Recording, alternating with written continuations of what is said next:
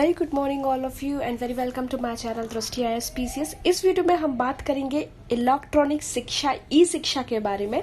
आजकल काफ़ी ये करंट में टॉपिक चल रहा है, तो इससे देखिए जितने भी मैंने एडिटोरियल डाले हैं कहीं ना कहीं डायरेक्ट इनडायरेक्टली वे में प्रीवियस ईयर में उसके क्वेश्चन आ चुके हैं, और जो यूपी PCS मेंस का एग्जाम देने की तैयारी कर रहे हैं वो तो ये टॉपिक तैयार कर ही लीजिए, क्योंकि अगर आप प्रीवियस ईयर के जो इसके पहले जो एग्जाम हुआ है वो उठाकर देखेंगे तो कहीं ना कहीं आपको ये मिल जाएंगे। तो चलिए स्टार्ट करते हैं। देखिए पिछले 3 दशकों में जीवन के हर क्षेत्र में सूचना और संचार प्रौद्योगिकी सेवाओं का काफी विस्तार हुआ है।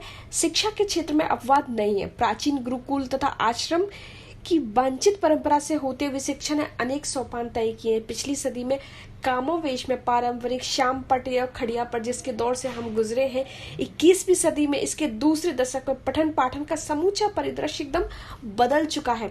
आज की स्कूली शिक्षा नवीन साधनों तथा युक्तियों से सुसज्जित है। साधारण ब्लैक बोर्ड की जगह स्मार्ट बोर्ड ने ले ली है तथा विविध प्रकार के मार्कर पेन खड़िया का स्थान एक पेन ने ले लिया है।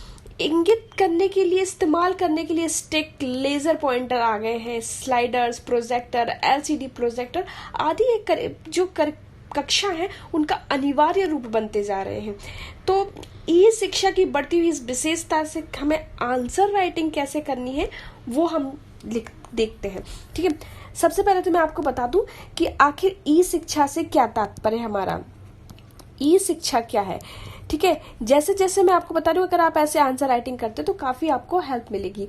ई शिक्षा से तात्पर्य अपने स्थान पर ही इंटरनेट व अन्य उपकरणों की सहायता से प्राप्त की जाने वाली शिक्षा है। ई शिक्षा के विभिन्न रूप जैसे वेब आधारित लर्निंग, मोबाइल आधारित लर्निंग, कंप्यूटर आधारित लर्निंग, वर्चुअल क्लासरूम इत्यादि। आप भी यूट्यूब से कई बार कितने वीडियोस देखकर पढ़ते हैं, और आजकल आप देखेंगे ये आपके जीवन का, ये आपकी शिक्षा शैली का एक अभिन्न हिस्सा बनता जा रहा है। अब हम बात करते हैं ई शिक्षा के प्रकार। ई शिक्षा 2 प्रकार की होती है, ठीक है। तो ई शिक्षा 2 प्रकार की होती है, सिंक्रोनस और असिंक्रोनस। पहले हम बात करें सिंक्रोनस शैक्षिक व्यवस्था के बारे में। तो इस व्यवस्था में से तात्पर्य एक ही समय में अर्थात विद्यार्थियों को शिक्षक अलग अलग स्थानों पर एक दूसरे से संवाद करते हैं। इस तरह के विषय को सीखने के लिए विद्यार्थी अपने प्रश्न का तत्काल उत्तर जान पाते हैं। जैसे कि लाइव स्ट्रीमिंग में आप समझ लीजिए, ठीक है, ये सिंक्रोनस हो गया। तो ये लाइव स्ट्रीमिंग, आप जो लाइव स्ट्रीमिंग की विशेषताएं होती हैं, अगर आपको ये बहुत अच्छे से पता है तो आप सिंक्रोनस शैक्षिक व्यवस्था के बारे में लिख सकेंगे आसानी से, ठीक है, जिससे उस विषय से संबंधित संदेश से भी दूर हो जाते हैं। इसे रियल टाइम लर्निंग भी कहा जाता है ना, वही लाइव स्ट्रीम या रियल टाइम लर्निंग भी इसको कहा जाता है। इस प्रकार की ई लर्निंग व्यवस्था में कई ऑनलाइन उपकरण की मदद से छात्रों को स्टडी मटेरियल उपलब्ध कराया जाता है। और सिंक्रोनस ई शिक्षा व्यवस्था के कुछ उदाहरणों में audio video conferencing, live chat, virtual classroom आदि ये हो गया, ठीक है। अब हम बात करते हैं असिंक्रोनस के बारे में। तो असिंक्रोनस व्यवस्था ऐसी व्यवस्था है जो एक समय में नहीं होती, अर्थात यह विद्यार्थी शिक्षकों के बीच वास्तविक समय में शैक्षिक संवाद दूर करने का कोई विकल्प नहीं होता है, और इस संवाद में पाठ्यक्रम से संबंधित जानकारी पहले से ही उपलब्ध होती है। उदाहरण के लिए अगर हम वेब आधारित अध्ययन जिसमें विद्यार्थी किसी online course, blog, website, video tutorial, e books इत्यादि का प्रयोग करता है।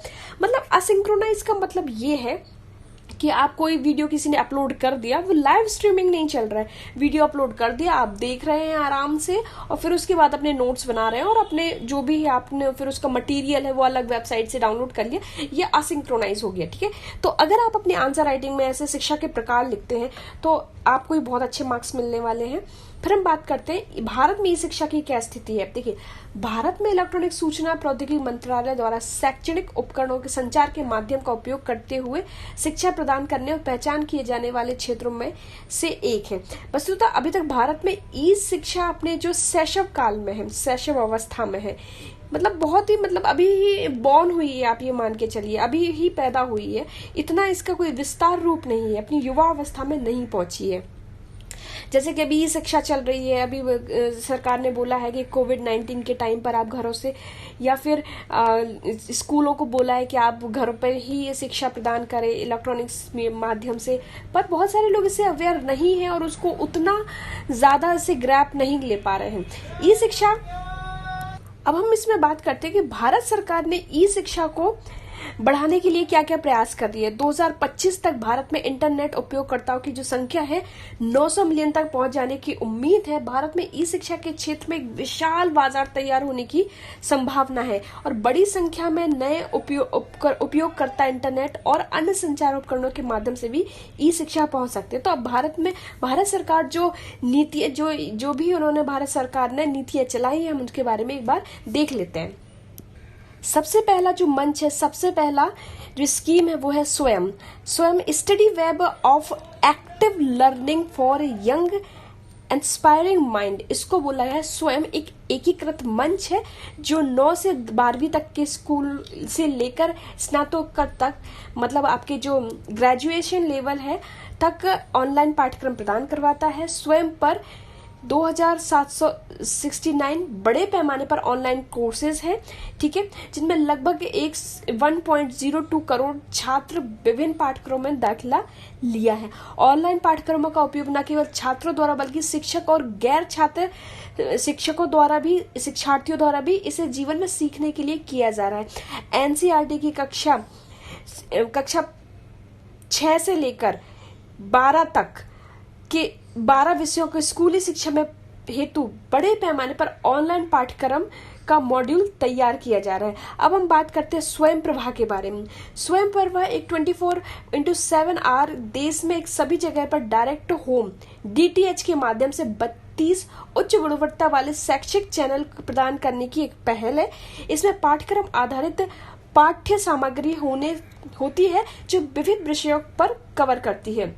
इसका प्राथमिक उद्देश्य गुणवत्ता वाले शिक्षण संस्थानों को दूर दराज के ऐसे क्षेत्रों तक पहुंचाना है जहां इंटरनेट की उपलब्धता अभी तक चुनौती बनी हुई है। उसके बाद हम बात करते हैं डिजिटल लाइब्रेरी की।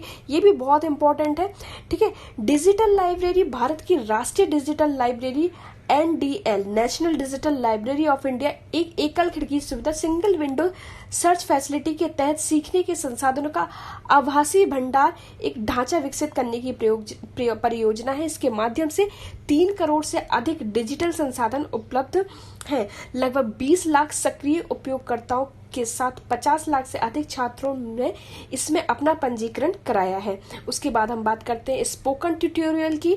छात्रों की रोजगार क्षमता को बेहतर बनाने के लिए अपने ओपन रिसोर्स सॉफ्टवेयर 10 मिनट के ऑडियो वीडियो ट्यूटोरियल उपलब्ध कराना। यह सभी 22 भाषाओं में उपलब्धता के साथ ऑनलाइन संस्करण जो स्वयं सीखने के लिए बनाया गया है। स्पोकन ट्यूटोरियल के माध्यम से बिना शिक्षक की उपस्थिति के पाठ्यक्रम को प्रभावी रूप से उपयोगकर्ता को प्रशिक्षित करने के लिए डिजाइन किया गया है। उसके बाद free and open source software for education. ये क्या है? यह शिक्षण संस्थानों में ओपन रिसोर्स सॉफ्टवेयर का उपयोग बढ़ावा देने वाली एक परियोजना है। इसमें शिक्षण कार्य जैसे स्पोकन ट्यूटोरियल, डॉक्यूमेंटेशन, जागरूकता कार्यक्रम, कॉन्फ्रेंस, ट्रेनिंग, वर्कशॉप इत्यादि इंटर्नशिप के माध्यम से किया जाता है। इस परियोजना में लगभग 2000 कॉलेज छात्रों और शिक्षकों ने इस गतिविधि में भाग लिया है। उसके बाद हम बात करते हैं वर्चुअल लैब की। वर्चुअल लैब क्या है? तो देखिए, वर्चुअल लैब इस प्रोजेक्ट का उपयोग प्राप्त डिजाइन की समझ आकलन करने, आंकड़ों को एकत्र करने, सवालों के उत्तर देने के लिए पूरी तरह से इंटरैक्टिव स्टिमुलेशन एनवायरनमेंट विकसित करना है।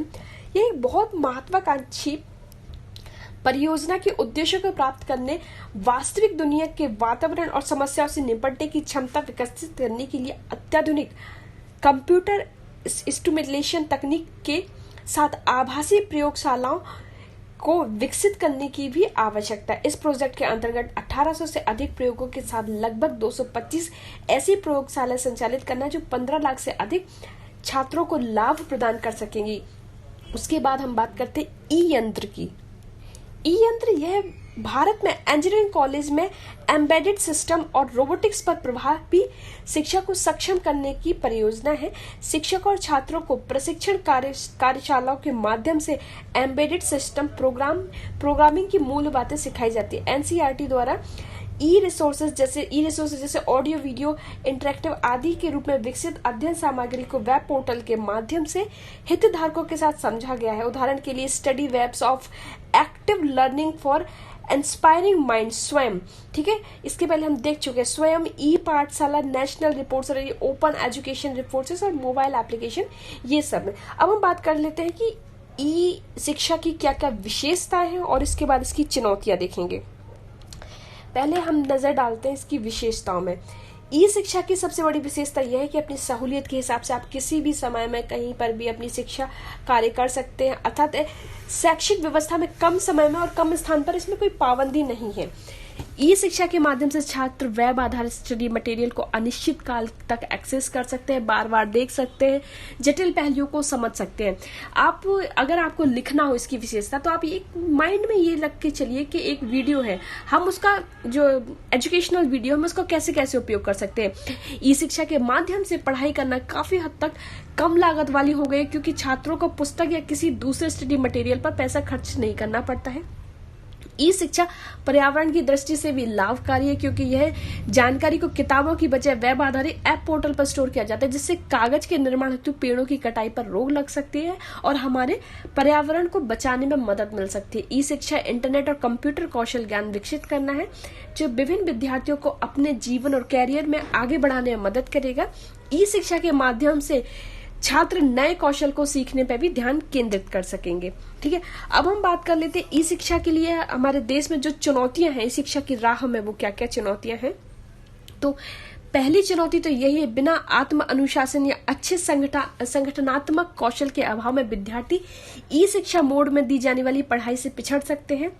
छात्र बिना किसी शिक्षक और सहपाठी के अकेला महसूस कर सकते हैं, परिणाम स्वरूप वे अवसाद से भी पीड़ित हो सकते हैं। खराब इंटरनेट कनेक्शन या पुराने कंप्यूटर पाठ्यक्रम एक्सेस करने वाली सामग्री को भी निराशाजनक बना सकते हैं। भारत में बेहतर इंटरनेट कनेक्टिविटी का अभाव व इंटरनेट की कम गति ई शिक्षा की राह में सबसे बड़ी चुनौती है। वर्चुअल क्लासरूम प्रैक्टिस या लैब वर्क करना मुश्किल होता है। भारत के ग्रामीण क्षेत्रों में शहरी क्षेत्रों की भांति विद्युत व्यवस्था का अभाव है, जो ई शिक्षा में काफी बड़ी रुकावट बनी हुई है।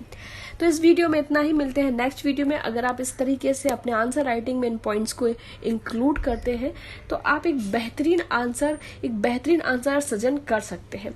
तो इस वीडियो में इतना ही, मिलते हैं नेक्स्ट वीडियो में। Till then thank you and thanks for watching.